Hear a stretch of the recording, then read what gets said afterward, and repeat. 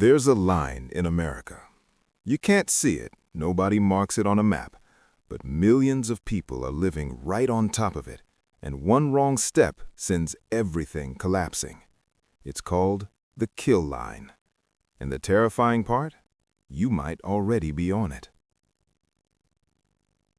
The kill line isn't a political term, it's a psychological reality. It describes the exact threshold where a person's income barely covers their survival costs, rent, food, transportation, utilities, with nothing left over. Not savings, not emergency funds, not dreams, just survival. And in 2026, researchers and economists are finding that more Americans than ever are living right at this edge, not because they're lazy, not because they made bad decisions, but because the system has quietly moved the floor. Inflation went up, wages stayed flat, and the gap between doing okay and losing everything became razor thin. Here's where psychology steps in. Our brains are wired with something called loss aversion. A Nobel Prize-winning psychologist, Daniel Kahneman. Loss aversion means that the pain of losing something feels twice as powerful as the joy of gaining the same thing. So when you're living on the kill line, your nervous system is in a constant state of low-grade panic. Not loud panic, silent panic. You wake up and the first thought is, what if something breaks this month? Psychologists call this social fragility, the feeling that your entire social identity, your stability, your dignity, could collapse the moment one unexpected bill arrives. A car repair, a medical copay, a single missed shift. That's not anxiety, that's your brain correctly reading the room. And here's what makes it even heavier. People on the kill line are often surrounded by the illusion of a middle class that still exists. Social media shows vacations, ads show new cars. The narrative tells you, work hard and you'll be fine.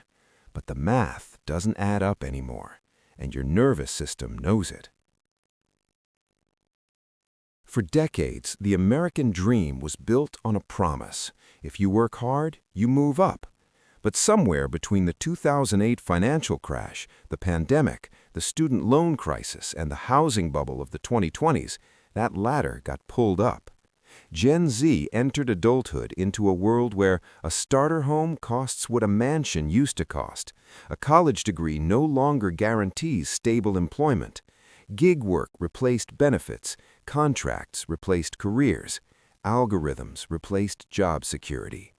The middle class didn't shrink gradually. For millions of Americans, it just disappeared, and the kill line moved up to meet them. Psychologists studying economic trauma call this downward social comparison collapse, when the people you used to look up to economically are now struggling right alongside you, and there's nobody left to model stability from. The safety net that generations relied on, union jobs, pensions, affordable housing, employer health coverage, has quietly been removed, and most people didn't notice until they were already falling. Living on the kill line doesn't just affect your bank account, it rewires your psychology.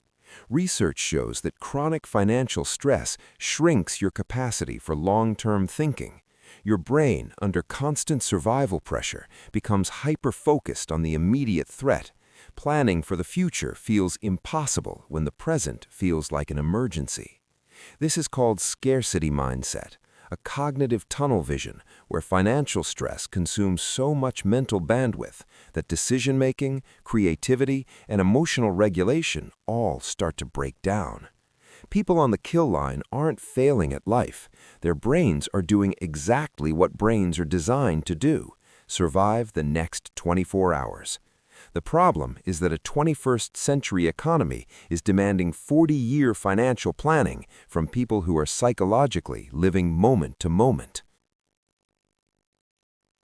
The kill line is real. It's not a conspiracy, it's not a political talking point. It's what happens when economic systems evolve faster than the social safety nets designed to catch people. And understanding the psychology behind it, loss aversion, social fragility, Scarcity Mindset isn't just fascinating, it's the first step to recognizing what you're actually dealing with, because you can't fight something you don't have a name for. Now you have one. If this felt like something you needed to hear, you're not alone. Every week, this channel breaks down the hidden psychology behind the things you're already living through. Hit subscribe, because understanding your mind is the most powerful thing you can do in a world that doesn't want you to.